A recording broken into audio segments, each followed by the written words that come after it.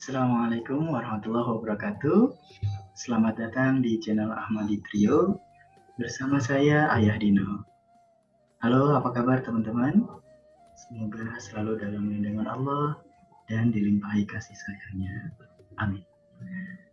Kembali di segmen Human Capital, kita akan belajar bersama mengenai pengembangan diri dan dunia profesional. Kali ini kita belajar tema psikologi secara spesifik berkaitan salah satu metodologi dalam konseling.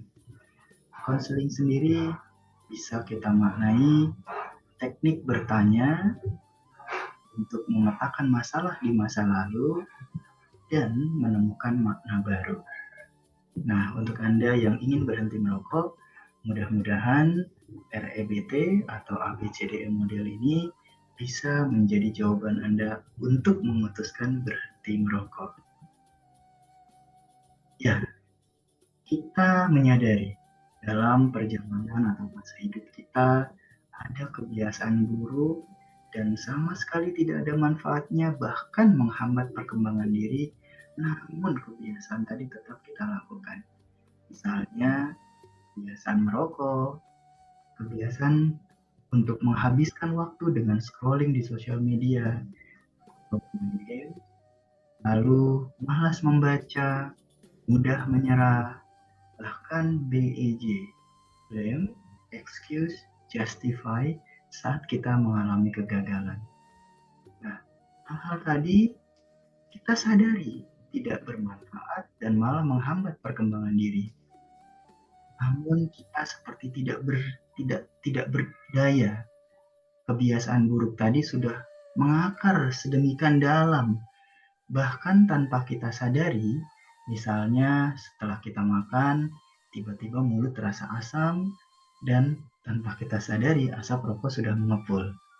Nah, di video sebelumnya kita sudah belajar tentang nasib. Bagaimana nasib terbentuk. Nah, menurut salah satu teori, nasib kita diawali dari sudut pandang kita mengindra, melihat segala sesuatu. Sejak kita dalam pengasuhan keluarga, sedemikian rupa itu akan membentuk identitas kita. Apakah kita Jawa, apakah kita Indonesia, apakah kita perokok atau bukan. Nah, sedemikian rupa identitas tadi menghasilkan sistem belief, keyakinan dalam kita mengambil keputusan yang kita manifestasikan dalam action, baik berupa sikap, ucapan, maupun perbuatan. Kebiasaan ini berulang dan itulah nasib kita di masa sekarang. Lalu bagaimana cara merubah nasib? Cara yang pertama adalah dengan mengubah kebiasaan-kebiasaan kita tadi. Cara kita bersikap, cara kita berucap, cara kita bertindak. Lebih dalam lagi, kita ubah keputusan-keputusan kita. Decision making kita. Lebih dalam lagi, kita ubah sistem belief kita yang keliru, yang belum benar, belum baik, belum etis. Begitu pula identitas kita perlu kita ubah, ya. Misalnya dari perokok menjadi bukan perokok. Dan lebih dalam lagi, angle atau sudut pandang kita dalam mengindra, melihat segala sesuatu itu kita ubah. So, pelajarannya adalah yang pertama, kita tahu bahwa otak sadar atau otak kritis itu berperan hanya 12%. Sisanya 88% aktivitas kita itu digerakkan otak bawah sadar kita. Yang kedua, kita mungkin sudah lupa motif atau alasan awal kita merokok. Tapi somehow kebiasaan buruk merokok ini tetap berlanjut. Nah, apa solusinya? Di poin ketiga ini kita belajar tentang tadi teori konseling yang dalam hal ini kita ambil REBT, Rational Emotive Behavior Therapy, atau biasa dikenal dengan ABCDE model. Nah, sederhananya begini. A untuk action atau activating event, maksudnya adalah kebiasaan buruk kita tadi. Misalnya dalam hal ini kebiasaan merokok ya. Nah, tentunya kebiasaan tadi lahir dari belief system yang keliru, yang belum benar. Ya, misalnya kita merasa waktu muda bahwa dengan merokok itu lebih mudah dalam bergaul. Kemudian ketika kita mendapati masalah dengan merokok itu, masalah tadi hilang dengan sendirinya. Nah, sistem belief yang keliru tadi akan mendorong kita untuk konsekuensi ya. Merasa secara emosi kita happy, kita bahagia dengan pilihan yang tadi. Nah, pertanyaannya adalah apakah benar belief system yang tadi itu? So, kalau kita mau berhenti merokok, apa yang harus kita lakukan? Yang harus kita lakukan adalah D. D-nya adalah disputation atau disassociation. Jadi kita harus memutus mata rantai sistem belief yang keliru tadi. Nah, coba kita kritisi ya dengan rasional. Pertama, apakah benar dengan merokok itu kita mudah bergaul? Sebetulnya tidak. Bergaul atau tidak, mudah bergaul atau tidak, itu dipengaruhi oleh karakter kita. Kalau karakter kita supel, mudah bergaul, merokok atau tidak merokok tidak ada pengaruhnya. Begitu pula ketika menghadapi masalah. Apakah dengan merokok itu benar-benar masalahnya hilang? Tentu saja tidak.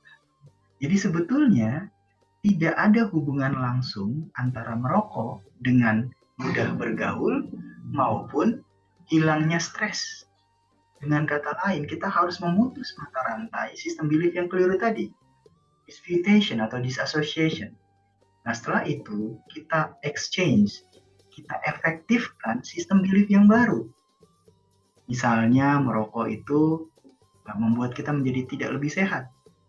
Dengan berhenti merokok, hidup kita akan lebih aman, lebih sehat, ya. Tanamkan hal-hal positif, efektifkan sistem belief yang baru, bahwa kita tanpa merokok pun bisa bergaul, tanpa merokok pun kita bisa menyelesaikan masalah. Karena masalah itu sebetulnya terselesaikan karena kita memikirkannya, bukan karena merokoknya. Nah, dalam dunia profesional, misalnya pada saat kita bekerja, mungkin ada sebagian tim kita yang datang terlambat ya. Oke, kita ambil contoh kedua, activating eventnya adalah kemalasan. Misalnya terrepresentasi dari kebiasaan datang terlambat.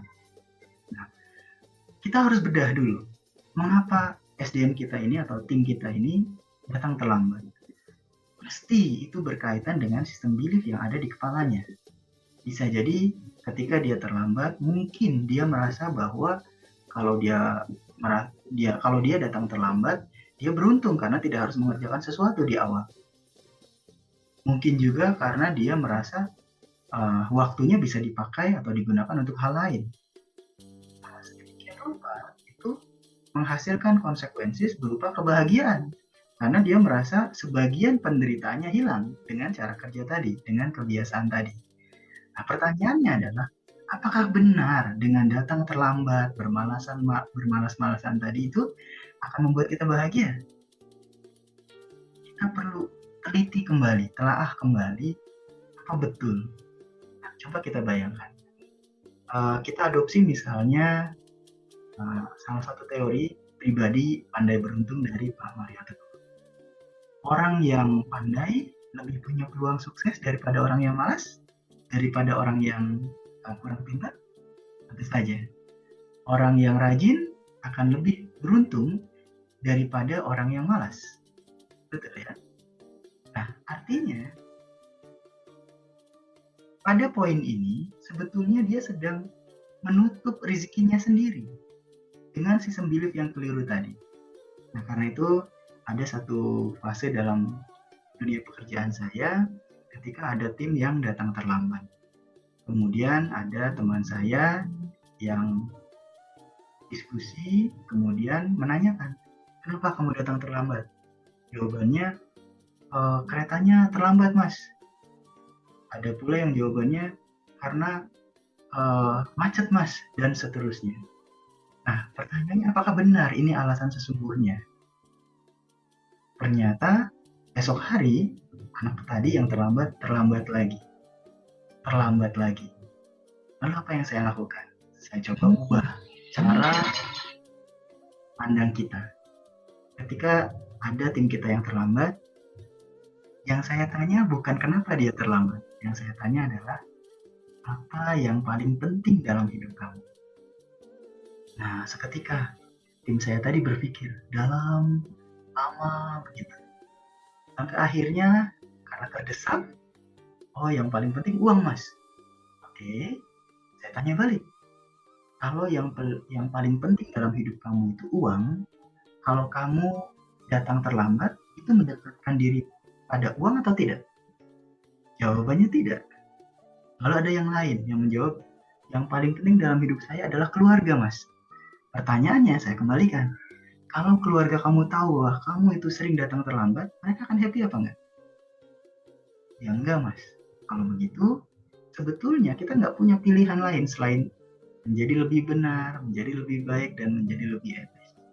Nah, karena itu, kita perlu memutus mata rantai sistem belief yang keliru tadi.